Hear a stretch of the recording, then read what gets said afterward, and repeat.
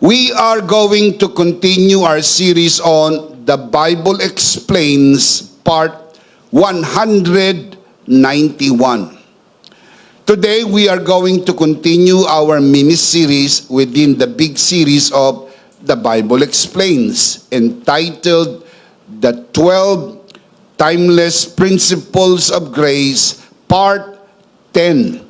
Katulad ng nabanggit ko sa inyo nang sinimulan po natin ang series na ito, one principle at a time. Ipinapaliwanag natin ang prinsipyo na hindi kumukupas, lumipas man ang panahon, pagkatapos nagkakaroon po tayo ng life application kung paano maipapamuhay ang mga prinsipyong ito sa pang-araw-araw nating buhay. Manalangin po muna tayo. Let's commit this first to the Lord. Our dearest Father in heaven, we are so very thankful for how you have guided us today. This is a beautiful day. This is the day that you have made. We will rejoice and be glad in it. Thank you so much for these beautiful people who came here today. Thank you so much for the wonderful time of praise and worship. Equally, thank you so very much for the people who are watching this broadcast today. We commit to you this time, even this learning time, and it is our prayer that everything that will be said and done only for your glory and for the blessing of everyone. This we pray, Father, only in the name of your Son, our Lord and Savior, Jesus Christ, by the power of the Holy Spirit. And everybody would just simply say, Amen. Palakpakan natin ang Panginoon.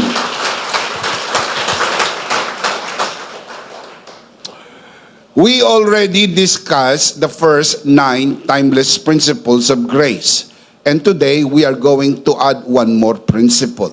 But of course, as we always do, before we proceed, we are going to look at the first 9 principles that we already talked about. And then we will proceed to principle number 10 right away. You can see this on your screen. Timeless principles of grace. Number 1, rest in Christ's finished work. Number 2, live from your true identity in Christ. Number 3, align every decision with grace. Number 4, allow grace to guide your ambitions.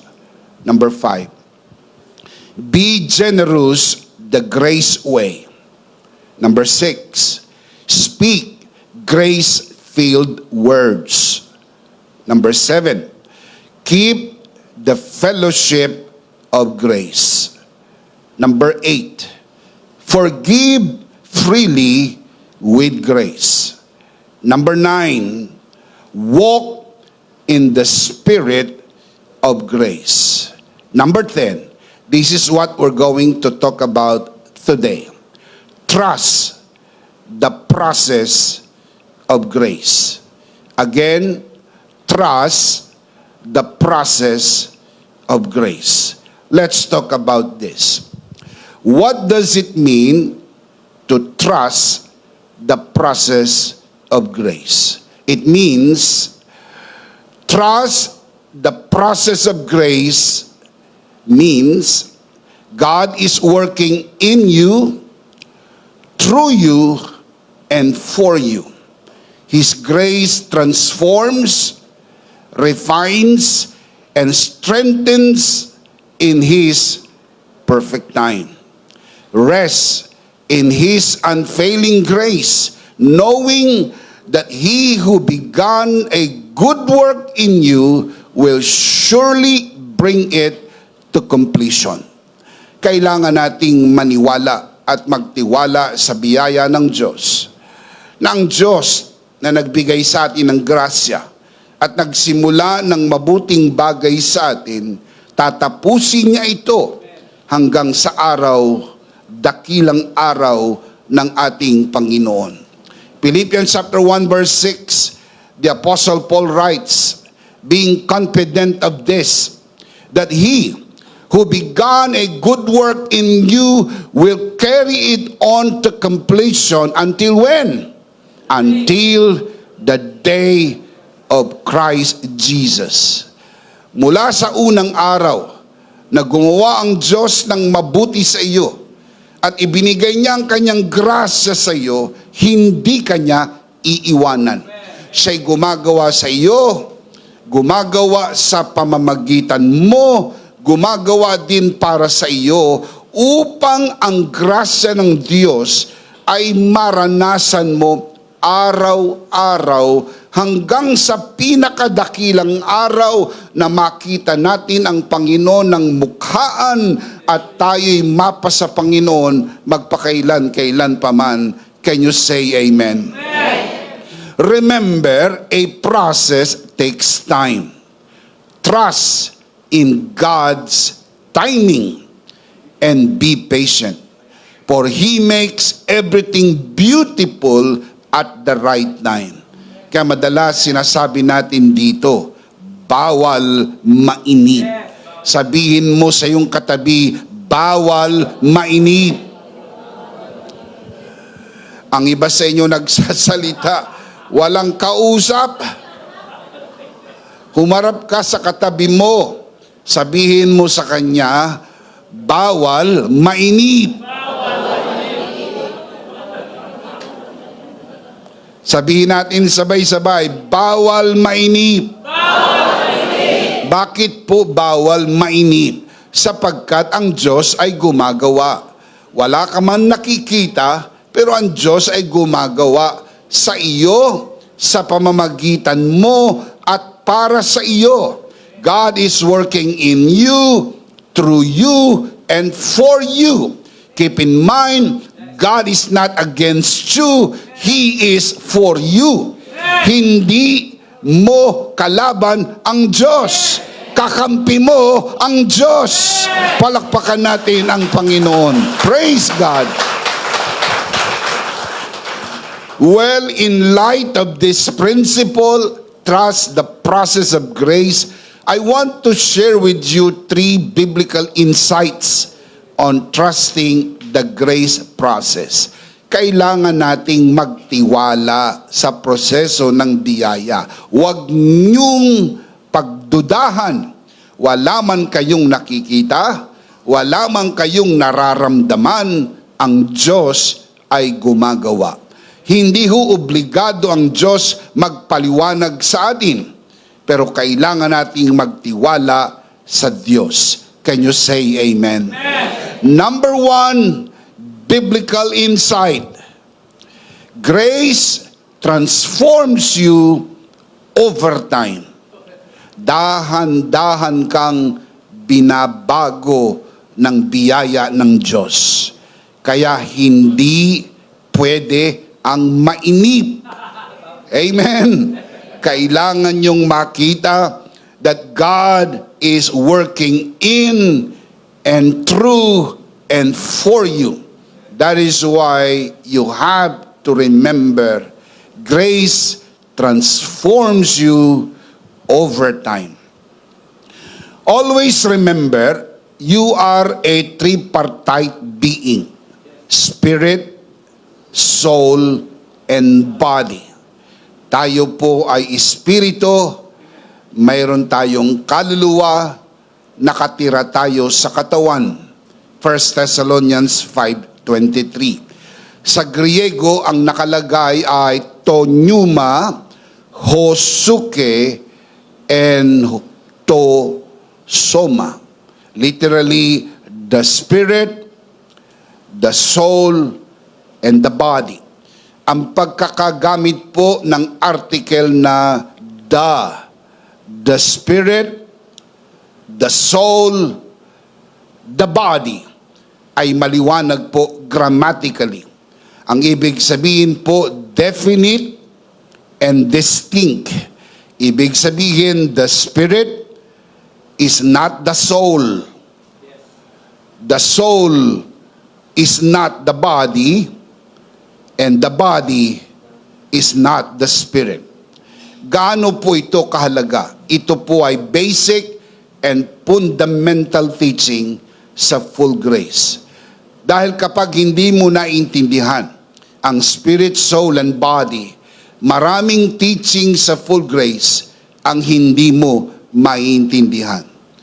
Also, we need to keep in mind that we are created in the image of God.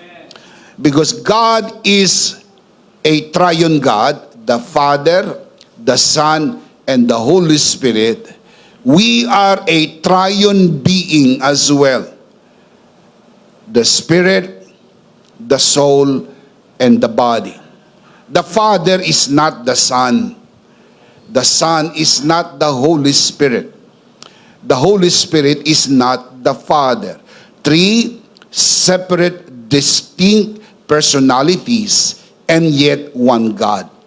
Kung paanong ang tatlo ay isa, hindi ho kayang ilulan yan ng iyong limitadong kaisipan. Admittedly, this limited, finite brain cannot fully understand, more so explain the mystery of Trinity, but it is clearly revealed to us in the Word of God, so we accept it by faith. Aminado naman tayo, maraming bagay na ibinigay sa atin ang salita ng Diyos na hindi natin nauunawaan, pero pinaniniwalaan natin. Bakit hindi natin gawing paniwalaan ang kapahayagan ng salita ng Diyos na ang Diyos ay Ama, Anak, at Espiritu Santo? Hindi man natin ito maipaliliwanag at mananatili itong hiwaga hanggang sa tayo po ay makarating sa buhay na walang hanggan. You need to remember that you are created like God. God is a triune God. We are a triune being. Again, created like God.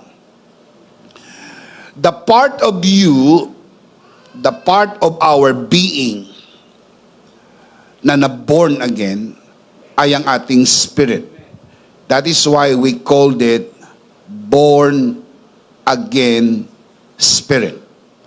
Ang na-born again sa iyo, hindi ang katawan, hindi ang kaluluwa, kundi ang iyong spirito.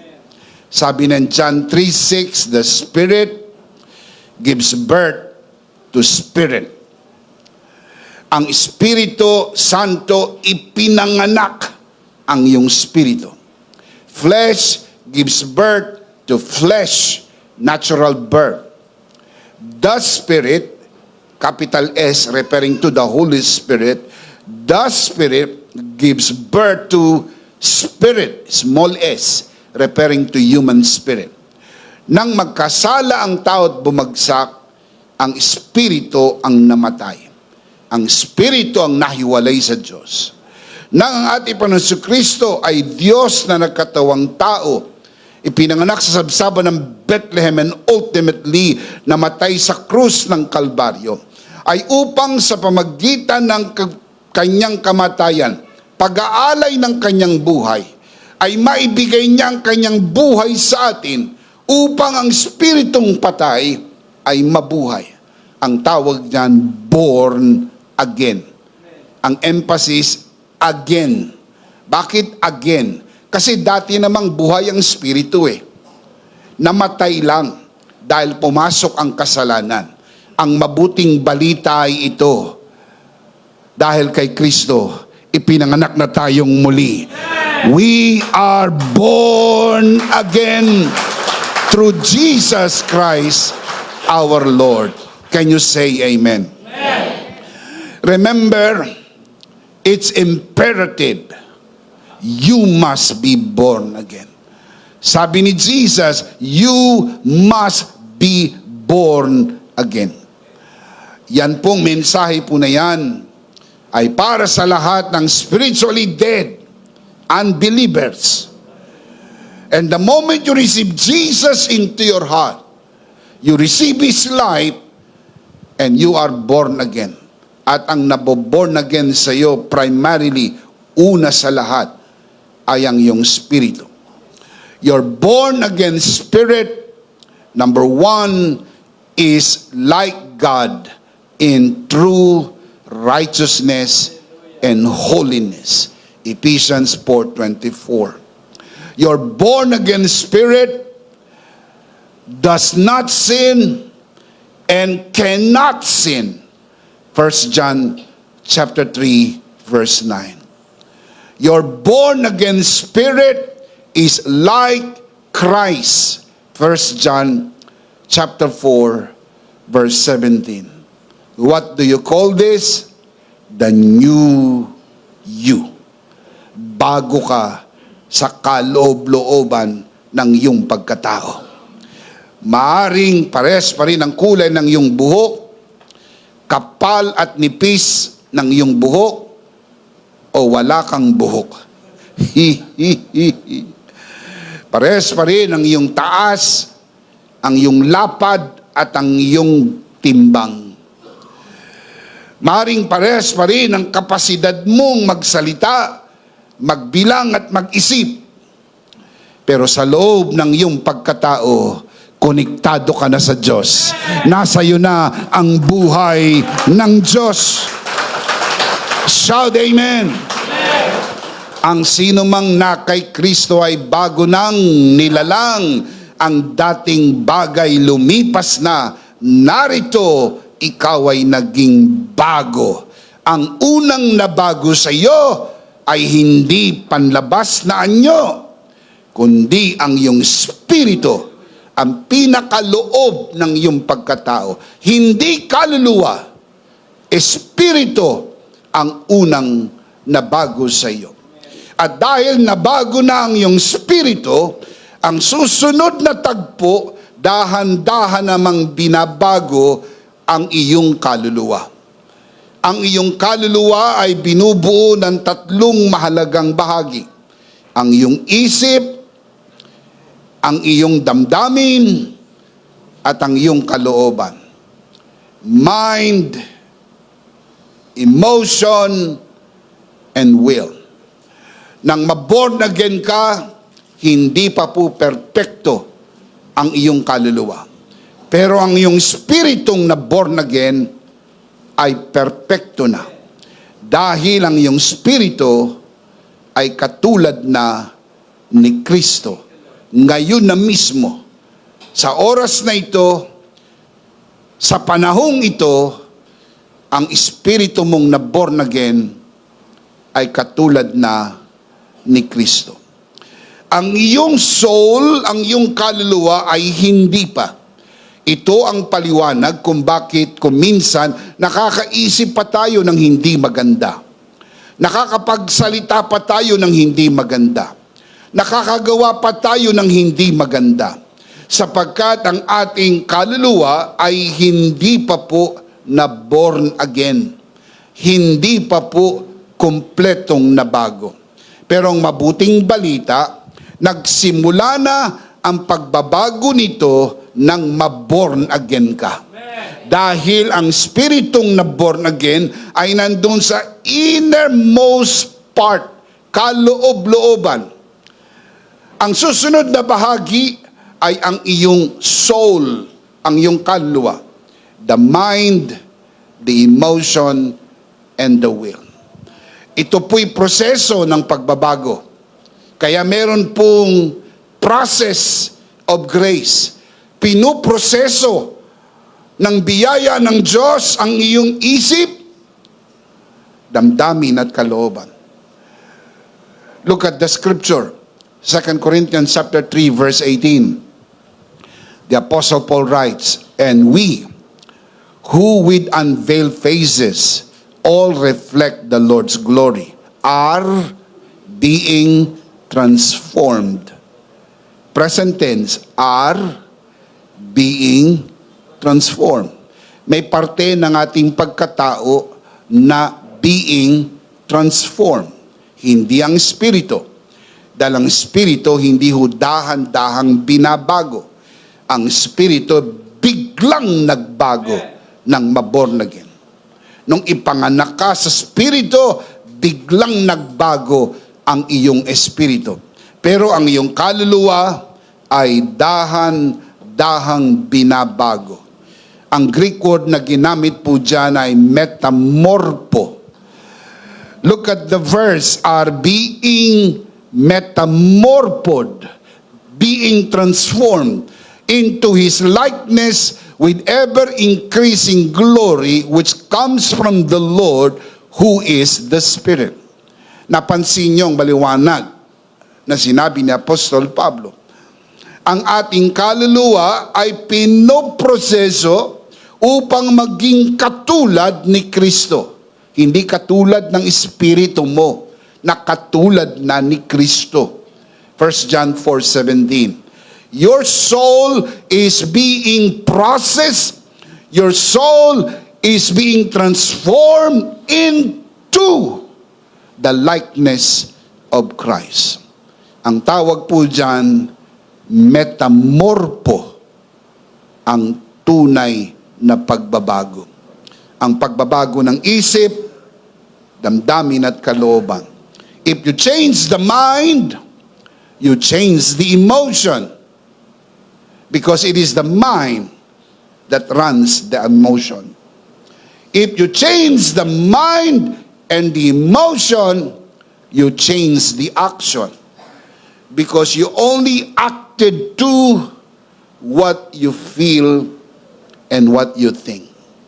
Overall, ang nagpapatakbo ng iyong emotion and action is the mind.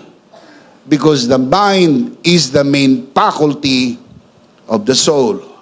So if you want to change the emotion and ultimately change the action, you have to change the mind. Because if you change the mind, you change the emotion, you change the action. This is what we call anakaino. Changing of the mind. Ang metamorpho is changing the soul. Macro change. Anakaino is changing the mind. Micro change. Pero make no mistake about this, my dear brothers and sisters.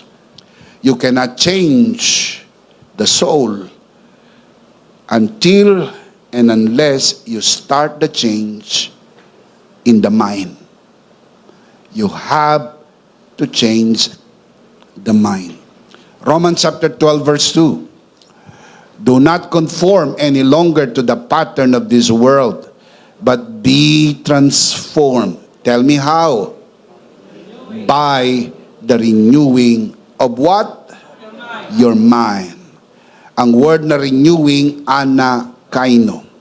By changing the way you think, you change the way you feel, you change the way you do things. It all starts with the mind. Then, as a result, ito magiging resulta kapag nabago na ang kaisipan.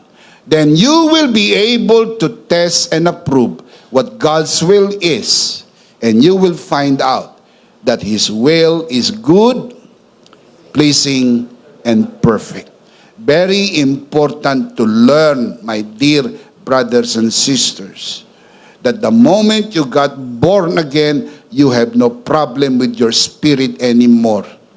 Ang espiritu mo ay perpekto na magpakailan-kailan pa man. Ang espiritu mo ay nakahanda ng sumalubong sa Panginoon anytime. Pag tumunog ang trompeta ngayon, ikaw ay handa ng sumalubong sa Panginoon at mapa sa Panginoon magpakailan-kailan pa man, para siyempre, para siyempre, para siyempre. Shout amen. Very, very, very soon, when Jesus returns, He will change our mortal body into glorified body. So nabago na ang spirito mo. binabago ang kaluluwa mo. At ang huling tagpo, babaguhin naman ang katawan mo. You can see the diagram that the spirit is already made new. Tawag po dyan sa theology, regeneration. You can also notice that the soul is being made new. It's a process. Tawag dyan, sanctification. And ultimately, you can see the body, glorification, will be made new. When you put that together, made new, being made new, will be made new. Sapagkat ang ating katawan ay papalitan. Ang katawang ito ay hindi pang matagalan. Kaya napansin nyo, pag nagkakaedad ka na, mayroong mga limitasyon na ang iyong katawan. Na huwag mo ikalungkot yan. Maging makatotohanan ka. Ang ibig sabihin yan, palapit ka na sa langit. You will be with the Lord forever. Pag nagkakaedad ka, kapag ikaw ay sumampa na ng 80, 90, o higit pa, ikaw ay nasa pre-departure area. Pag mag-a-abroad kayo, meron tinatawag pong pre-departure area. Doon ka maghihintay ng boarding. Makikinig ka ng announcement. Titignan mo sa monitor. Dahil lalabas sa monitor kung bukas na yung gate at boarding na, pipila ka na. Nauuna sa pila ang senior citizen. Priority. At sila'y pinapapasok. Pagpasok sa eroplano, biyahe na. Ang biyahe na yan ay papuntang langit. At mapapasa Panginoon na tayo magpakailan, kailan pa man. Come on, give Him praise, give Him praise, give Him praise. Shout, praise the Lord. Praise the Lord. Shout, hallelujah. Hallelujah. Let me show you the verse, Philippians chapter 3, verse 20 to 21. The Apostle Paul writes, but our citizenship is in heaven, and we eagerly await a Savior from there. So saan manggagaling ang Savior?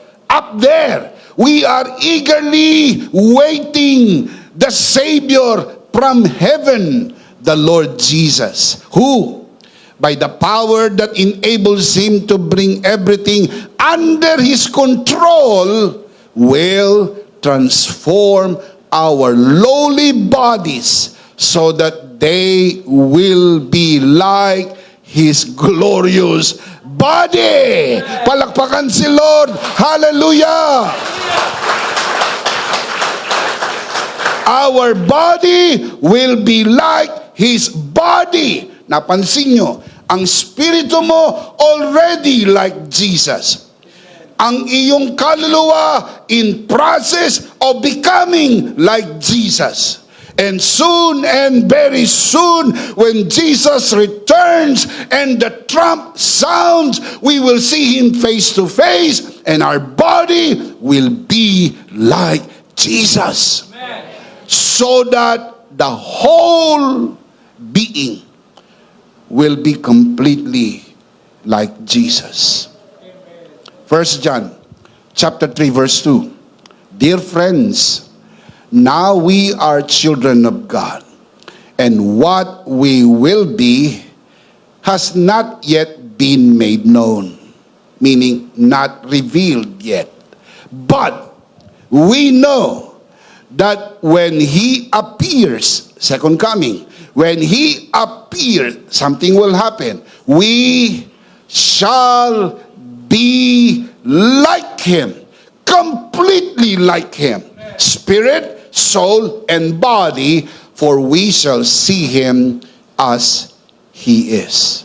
Ang spirito mo already like Christ. 1 John 4:17. ang iyong kaluluwa in process of being and becoming like Christ. 2 Corinthians 3:18. Your body will soon be like the body of Jesus Christ. Philippians chapter 3, verse 21. Pag pinagsama-sama nyo ang kaisipan na yan, magiging malinaw sa inyo that God is committed to complete what He has started in you until the day of Jesus Christ. Amen? Look at the verse, Philippians 1:6 again.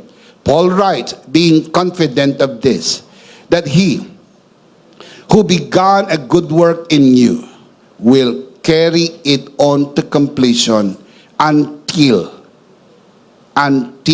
the day of Christ Jesus. Meron po bang itinakdang araw? Until the day we see Jesus face to face. That day, the Lord will complete the whole process of grace in us and through us, all by His grace for His glory. Palakpakan natin ang Panginoon. Amen. Number one, grace transforms you over time. Number two, grace sustains you through every season. Ikaw ay sinusustine ng biyaya ng Diyos sa bawat panahon at tagpo ng mga panahon ng iyong buhay. Grace sustains you through every season, strengthening in trials, refreshing in waiting, and empowering in breakthroughs. His grace is always enough. Can you say amen? 2 Corinthians chapter 12 verse 7 following verses, the Apostle Paul writes, to keep me from becoming conceited because of these surpassingly great revelations, there was given me a thorn in my flesh, a messenger of Satan to torment me. 3 times I pleaded with the Lord to take it, referring to the thorn in the flesh, to take it away from me. Verse 9. But He said to me, my grace is sufficient for you, for my power is made perfect in weakness. Hiniling niya sa Panginoon na alisin ang tinik sa laman. Sa halip na alisin, in-affirm sa kanya, hindi ko aalisin, pero wag kang malungkot, wag kang mapanghinaan ng loob, palalakasin kita ng aking biyaya. Amen. Amen. Give Him praise. Praise God. Kuminsan may mga panalangin tayo, Diyos ko, alisin mo ang mga taong ito. Sabi ng Lord, hindi ko aalisin, dadagdagan ko pa. Bakit? Kailan mo mararanasan ang biyaya ng Panginoon sa mga panahon na umaasa ka sa biyaya ng Panginoon? Now look at the verse again. Therefore, I will boast all the more gladly about my weaknesses so that Christ's power may rest on me. Yung weaknesses po rito, hindi niya po tinutukoy ang sakit. Kung meron po kayong sakit, paniwalaan po ninyo, kinuha na ng Panginoon ang inyong sakit, dinala sa krus ng Kalbaryo, at sa kanyang sugat, pinagaling ka na ng Panginoon. Palakpakan si Lord, pinagaling ka na ng Panginoon. Maraming mga pagtatalo tungkol po sa tinik sa laman. Iba-iba ang mga views and beliefs. Ito daw ay sakit. Ako po'y naniniwala, hindi po ito sakit. I will explain to you sa mga susunod natin pong mga pagtitipon kung ano itong tinik sa laman, pero hindi po ito sakit. Ito po yung inability to do things easy due to the thorn in the flesh. Magaang sana eh. Magaang sana eh. Wala sanang problem eh. Pero you have to admit that there are problematic people. There are problematic situations. There are trials and tribulations in life. Okay na eh. Kung wala lang yung ganyan eh. Kung wala lang yung ganyan, okay naman eh. Pero sometimes in the wisdom of God, He allows things to happen so that you will experience His grace in your life. Kailan mo mararanasang malakas ka kung wala ka namang kinakarga? Baka kalain mong malakas ka, pero hindi mo masubok ang lakas mo hanggang meron kang kargahin. Kumisan ang bigat ng karga natin at nagdadasal tayo, Diyos ko, alisin mo naman itong karga-karga ko. Sabi ng Lord, hindi ko aalisin. Pero wag kang mapanghinaan ng loob. Palalakasin kita. Kaya mo yan sa biyayang nasa iyo. Makakaya mo ang mga pasaning dala-dala mo. Amen? Linawin ko lang, ang mga pasaning ito hindi ho sakit at hindi ho kahirapan. Ang kahirapan at sakit ay hindi ho kasamang pinapapasan sa atin ng Diyos.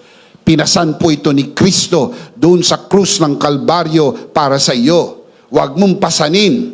Makita mong pasan ni Kristo, paniwalaan mo, ikumpisal mo, sapagkat sa kanyang sugat, pinagaling ka na. Sa kanyang paghihirap, pinaginhawa ka na ng ating Panginoon. Ito ang mabuting balita ng biyaya ng Diyos.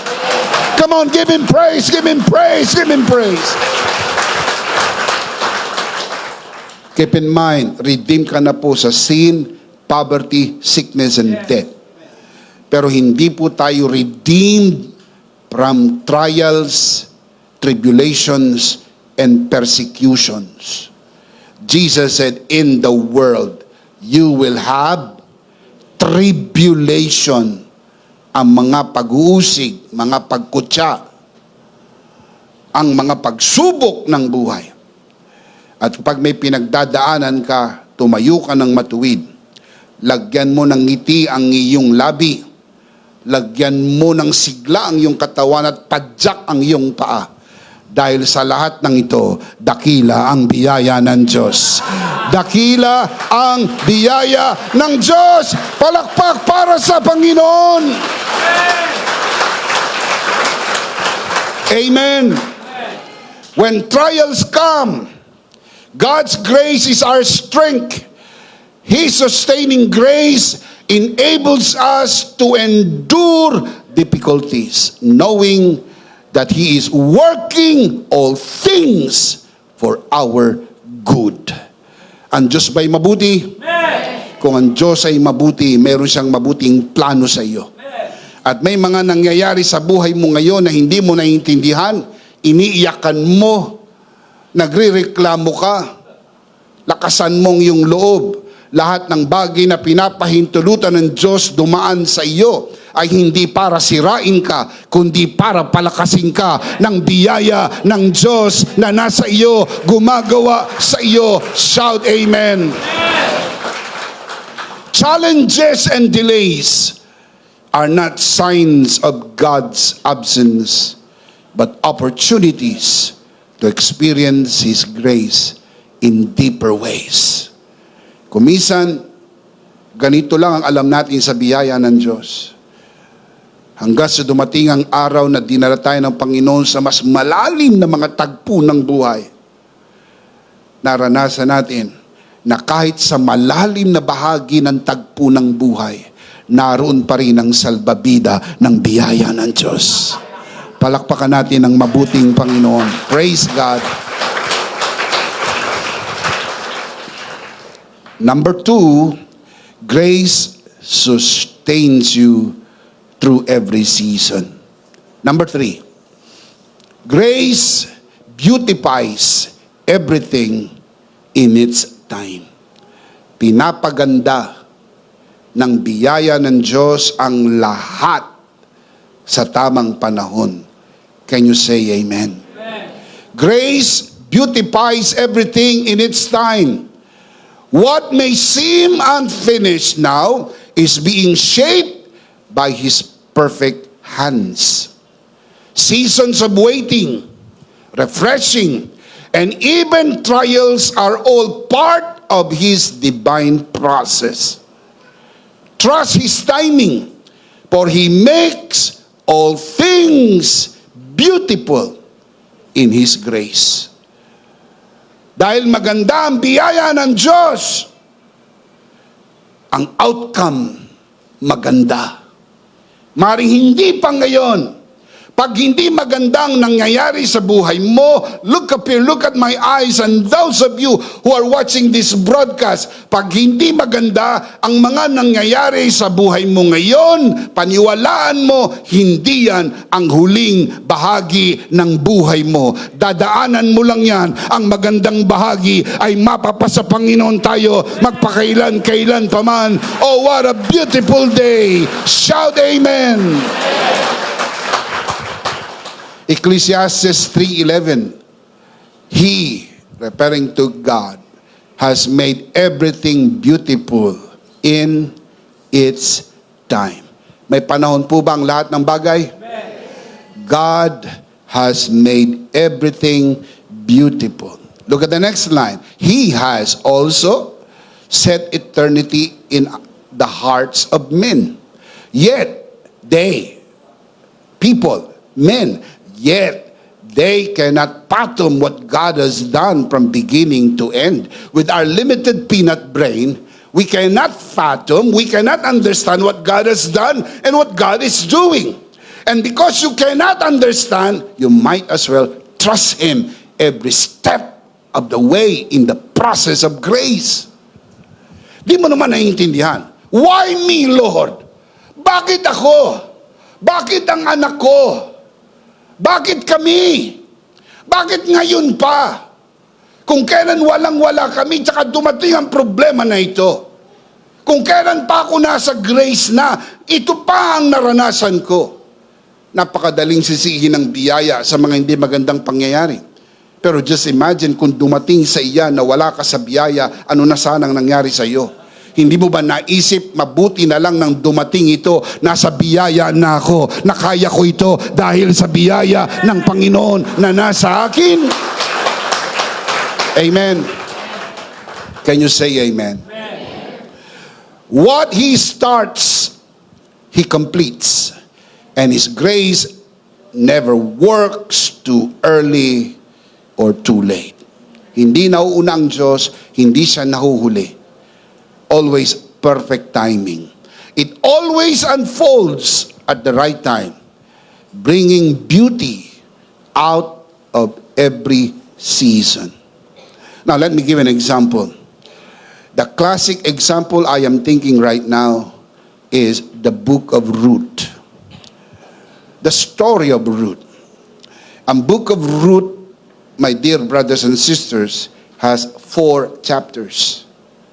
4 chapters, napakahalaga po. Very short story. Pero sa 4 chapters po ng Book of Ruth, you can see 4 important segments. Number 1, the loss of her husband. Number 2, the step of faith going with Naomi back to Bethlehem. 3, the favor she received from Boaz. And number 4, the beautiful story of redemption. Si Ruth ay manugang ni Naomi. Cutting the long story short, namatay ang asawa ni Ruth. At sa halip na siya po ay manatili na lamang sa Moab, dahil siya po isang Moabites, siya po ay sumama kay Ruth pabalik sa Bethlehem. Bethlehem, meaning the house of bread. Bet house, Lechem, bread. Bethlehem, meaning the house of bread. Nung sila po ay bumalik sa Bethlehem, sumama po si Ruth sa kanyang biyanan na si Naomi. It was in Bethlehem that she received the favor of God through Boaz. And the beautiful story, Ruth married Boaz. Napangasawa po ni Ruth itong si Boaz. Nagkaroon po sila ng anak, ang pangalan Obed. Si Obed po ang tatay ni Jesse. Si Jesse po ang tatay ni David. And David is known in the whole Bible. And Jesus is called the Son of David. Sa unang tagpo ng buhay ni Ruth, parang hindi maganda, na byuda ng maaga. Pero hindi maganda ang mga pangyayari sa buhay mo. Ikaw ay magmamaktol, magre-rebelde, at lalabanan mo ang kalooban ng Diyos. Sumama ka kay Naomi. Bumalik ka sa Bethlehem, the house of bread. And Jesus is the bread of life. Busugin mo ang sarili mo ng tinapay ng buhay. Palakasin mo ang iyong sarili ng mga mensahe ng biyaya. Pag may pinagdadaanan ka, huwag kang lumayo sa Panginoon. Lumapit ka sa bahay ng tinapay. At pag malakas ka na, ipadadala ng Diyos sa iyo ang Boaz ng buhay mo. And this Boaz will bring multiplied favor and blessing in your life. Because grace is greater than all. Mababasa niyo po sa Bible na mayroon lamang pong 4 na babae na binanggit doon sa genealogy of Jesus. Only 4 women. Ang mga babae na ito ay si Tamar, si Rahab, si Ruth, at si Bathsheba. Only 4 women. Wala na pong pangalang babae na binanggit. Ang haba ng genealogy, lahat po yun ay mga lalaki. But you need to keep in mind, bago nangyari ang lahat ng yun, yun pong pagkamatay ng asawa ni Ruth, hanggang sa dumating ang araw na napangasawa niya si Boaz, natanggap niya yung grasya, nagkaroon siya ng anak kay Boaz na si Obed. Si Obed ay nagkaroon ng anak, ang pangalan Jesse. Si Jesse nagkaroon ng anak, ang pangalan ay David. And Jesus was lineagely connected with David, and he was known to be the son of David. Mga kapatid, ang effect ay from generation to generation. Pero alam niyo po, ang distansya ng mula siyang mabiyuda hanggang sa ma-meet niya si Boaz, sabi ng mga theologians, only 1 to 2 years. 1 hanggang 2 taon lang. Mga kapatid, mabilis yun. Kumpara sa nangyari kay Joseph. Mula nang ibenta si Joseph ng kanyang mga kapatid, hanggang sa po ay maging gobernador ng Ehipto, 13 years. Kay Joseph, 13 years. Kay Ruth, 1 to 2 years. Bisa, bakit ganon? Sapagkat ang bawat isa unique. Hindi common nangyari sa kanya, ganon din ang mangyayari sa iyo. Sapagkat pinakikitunguhan tayo ng Diyos individually. Hindi ka po isinerox, pinotocopy, at hindi ko kumokopya ang Diyos ng kwento ng iba para ibagay sa iyo. Meron talagang kwentong isinulat ang Diyos para sa iyo. At ito'y magandang kwento ng biyaya ng Diyos. Amen. Doon sa 4 na babaeng binanggit, sa Matthew chapter 1, in the genealogy of Jesus, 2 po doon ay hintil. Beautiful story. I'll show you. Matthew chapter 1 verse 5 to 6. Salmon, the father of Boaz, whose mother was Rahab. Ang mother ni Boaz ay si Rahab, the Canaanite woman in the book of Joshua. Imagine, ang mother-in-law ni Ruth ay si Rahab. Boaz, the father of Obed, whose mother was Ruth. Obed, the father of Jesse. And Jesse, the father of who? King David. And if you keep on reading, you will realize in verse 1, Jesus Christ, the son of David.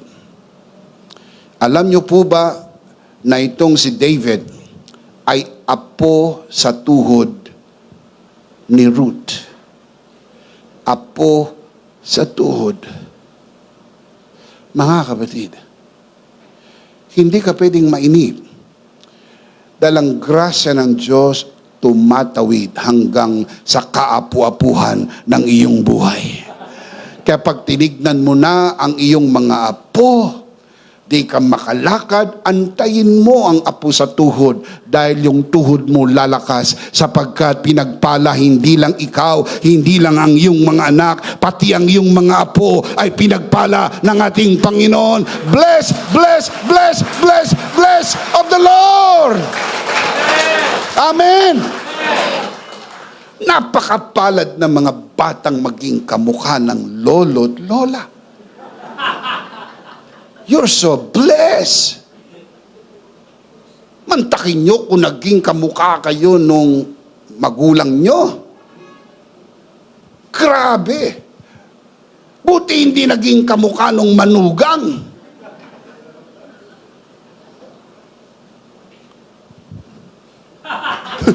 Kamukha ng lolo. Kamukha ng lola.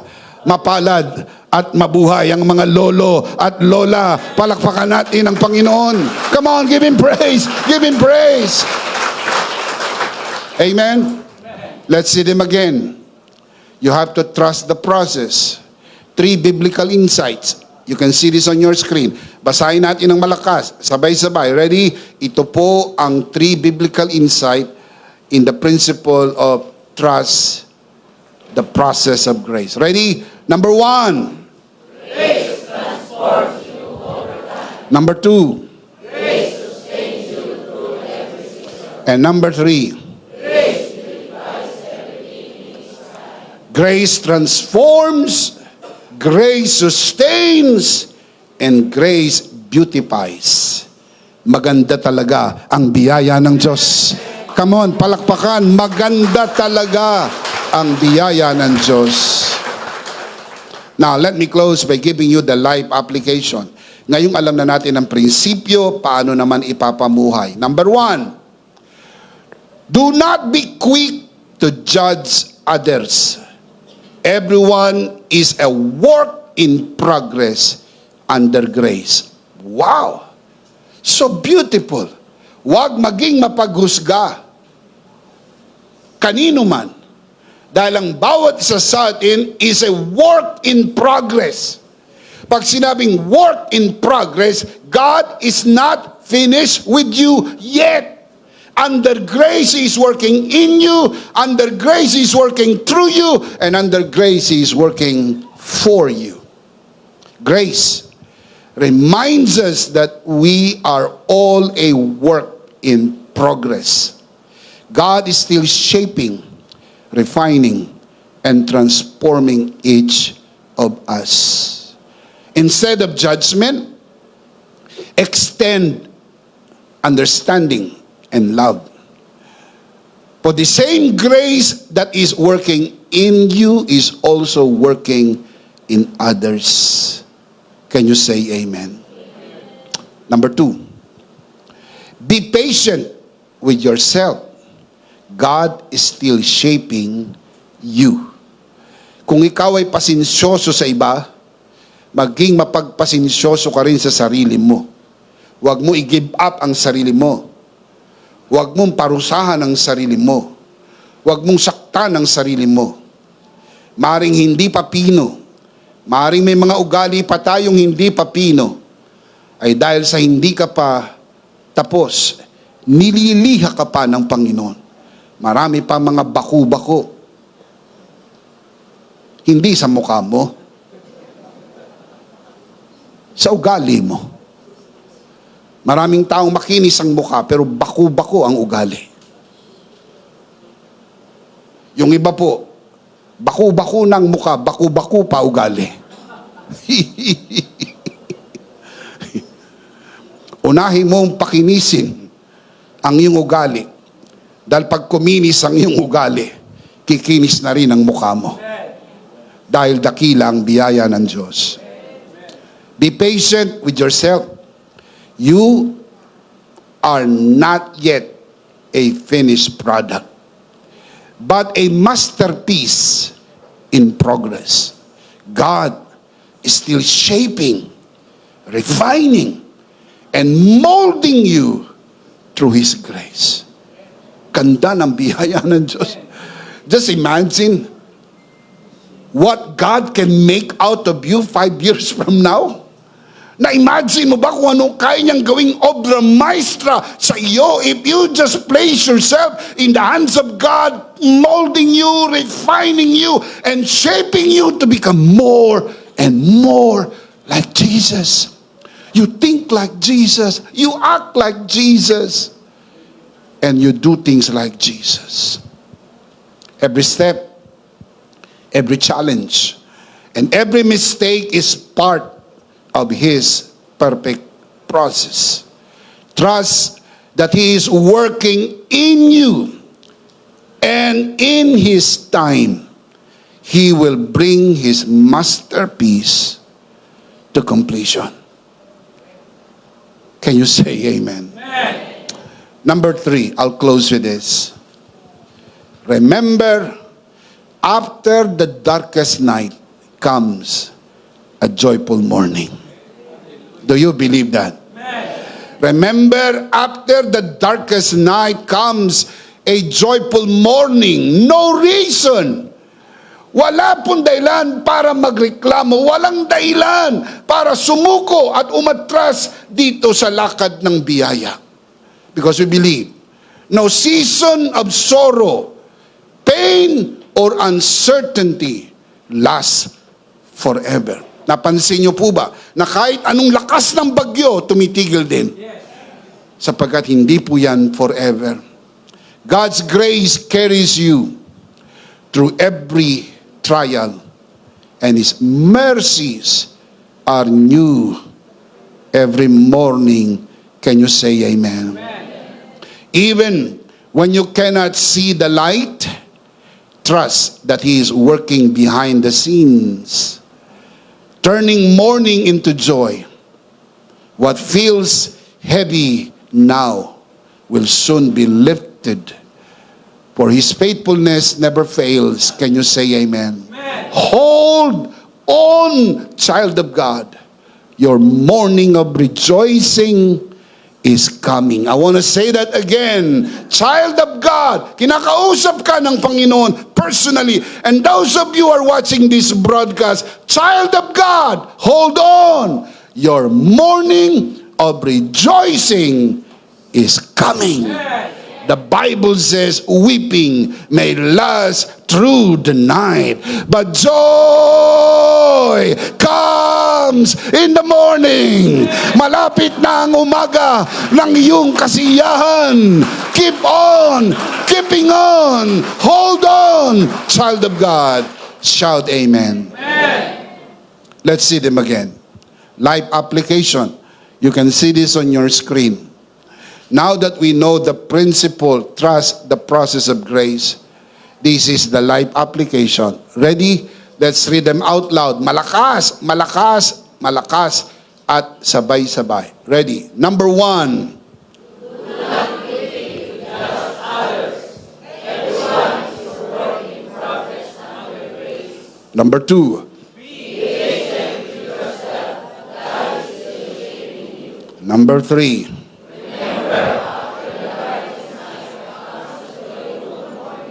Number 1, do not be quick to judge others. Everyone is a work in progress under you. Everyone, including you and me. Can you say amen? Amen. Be patient with yourself. God is still shaping you. Number 3, remember, after the darkest night comes what? a joyful morning. The big idea is, God works in me and through me. Ang Diyos ay gumagawa sa pamagitan mo, pero bago siya makagawa sa pamagitan mo, kailangan mo na siyang gumawa sa iyo. God works in me and through me. Come on, let's say all together. What is the big idea? Christ, God works in me. One more time, louder. Christ, God works in me. Are you in Christ? He is working in you and working through you. Can you say amen? Of course, we do not want to end this broadcast without giving you the opportunity to receive Jesus today. Be saved so He can work in you and through you as well. Taas natin ating dalawang kamay, ipikit ang mata. Sumunod sa panalangin ng pagtanggap at ariin mo na ito isang personal mong panalangin. Manalangin po tayo. Panginoong Jesus, ako po'y makasalanan. Hindi ko po kayang iligtas ang aking sarili. Ako'y mapapahamak ng hiwalay sa iyo. Narinig ko po ang mabuting balita. Ako po'y naniniwala. Tinatanggap kita sa aking puso bilang aking Panginoon at aking tagapagligtas. Salamat po, pinatawad mo na ang aking mga kasalanan, isinulat mo na ang aking pangalan sa aklat ng buhay. Sa pangalan ni Jesus, Amen. Ako na lang po mananalangin, Ama, sa oras na ito. Ipinagkakatiwala ko po sa harapan ng sinuman sa loob ng bulwagang ito, lalo na po sa mga nanonood sa broadcast na ito, ang sumunod sa panalangin sa unang pagkakataon. Pinagkakatiwala po namin sila sa iyong kagandahang loob na sila'y lumago sa biyaya at sa bagong natagpo ang pananampalataya. Sa pangalan ng Panginoon Jesus, tayong lahat ay magsabi ng Amen. Palakpakan si Lord. Amen. Amen. Sa lahat ng tumanggap sa Panginoon sa araw na ito, sa loob ng bulwagang ito, lalo na sa mga nanonood sa broadcast, nais naming iparating sa inyo ang taus-pusong pagbati. Welcome to the family of God. Palakpakan si Lord. Welcome to the family of God. Ihanda po natin ang ating mga sarili. Kunin po natin ang ating pong communion elements and let's do this together. Alright, let's do this together mga kabiyaya. Hawak-hawak po natin ang pinakamakapangyarihang simbolo ng tinapos na gawa ni Kristo sa krus ng Kalbaryo. Ito ang aral na tinanggap ko sa Panginoon at ngayon naman ay binibigay ko sa inyo. Nang gabing siya'y pagkanuloy dumampot siya ng tinapay. Kanyang pinagpira-piraso at kanyang sinabi, ito ang aking katawan na pinagpira-piraso dahil sa inyo. Gawin niyo to bilang pag-alaala sa akin. Sabay-sabay po natin gawin.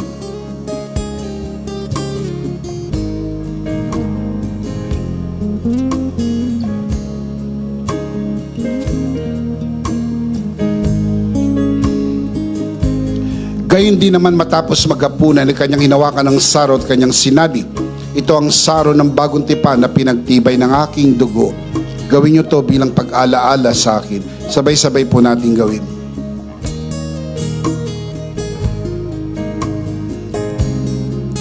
Ate po itaas ang ating dalawang kamay at sumunod po tayo sa panalangin na ito. Aming Ama, maraming salamat po sa aming Panginoong Hesukristo.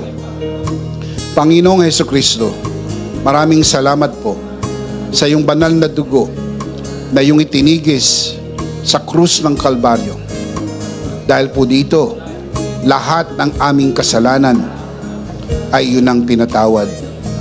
Maraming salamat po sa iyong katawan na nabugbog at nasugatan. Dahil po dito, lahat ng aming sakit ay iyon ang pinagaling. Tulad ng nasusulat sa iyong mga sugat, ako'y magaling na. Ako'y naniniwala, ako'y magaling na.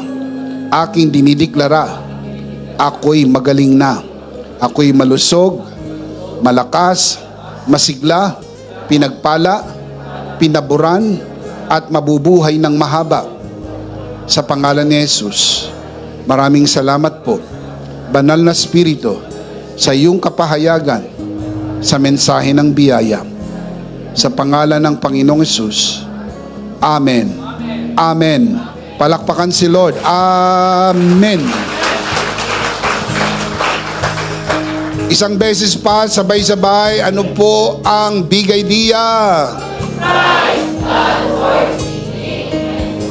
Mas malakas pa. Are you in Christ? In Christ, God works in me and through me. That is the whole process of the grace of God. Last of all, let me speak to your heart.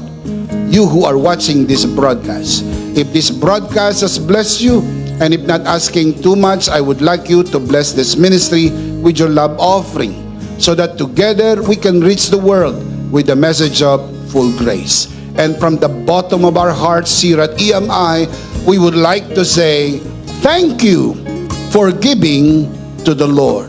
We'll see you next Sunday, purpley on site, but definitely we'll see you again online. Ako po si Bishop Emmy. Kasama po si Pastora Jo at ang kabuuan ng The Lord's Community and EMI Broadcast. Maraming thank you. Stay a bit for more announcements. Stay blessed and stay connected. Always remember, in Christ, you are forever. Sarito!